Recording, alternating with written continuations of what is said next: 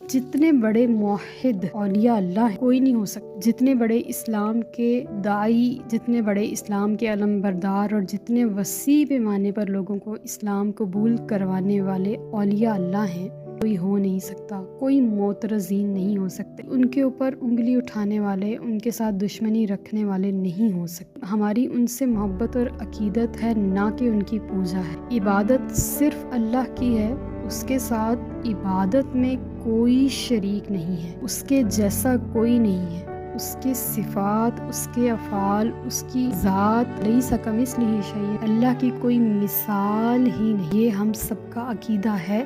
اور اسی کے اوپر ہماری موت ہونی چاہیے کہ اللہ کے جیسا کوئی نہیں ہے،